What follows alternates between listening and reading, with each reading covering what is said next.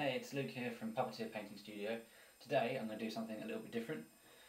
Not a painting video, this is going to be a little tutorial about what a psyker is and how to go about using powers. A psyker is anything in your codex that can make use of psychic powers. They will usually have, or at least they'll probably have, as more codexes come out, like they do in the Grey Knight Codex, mastery levels. A mastery level basically dictates how many psychic powers a psyker can use in a single turn. So if you're a psyker level 1, then you'll only be able to use 1 power per turn. And so a level 2 will be able to generate 2 powers, so on and so forth. As well as a mastery level, each psyker generates warp charge.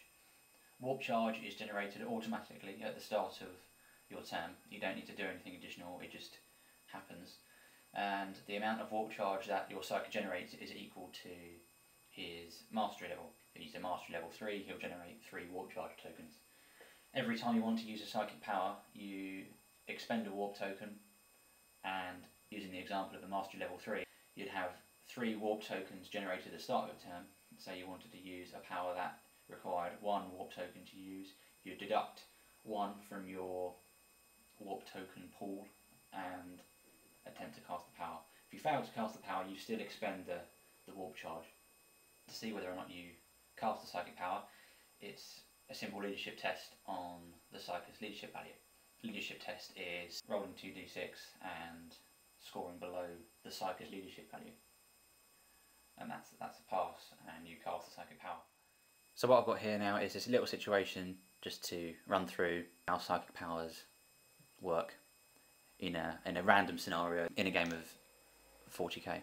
You've got the Grey Knight Librarian assaulting a unit of Imperial Guard.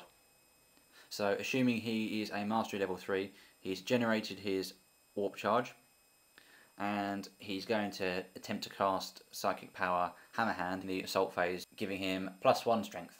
We declare that the Librarian is going to use the psychic power, so we expend the warp charge point, taking him down to 2. Declare a target if necessary. There's no target for Hammerhand, so we go straight to taking the psychic test to see if the power is cast, which is a leadership test, so 2 dice, and compare it against the model's leadership, which in this case, being a Grey Knight Librarian, is 10. Predictably, I have failed, so in this instance, the psychic power has failed and nothing else happens. If the test had been failed on a double 6, then the Librarian would suffer a Perils of the Warp, resulting in him losing a wound with no saving throws of any kind.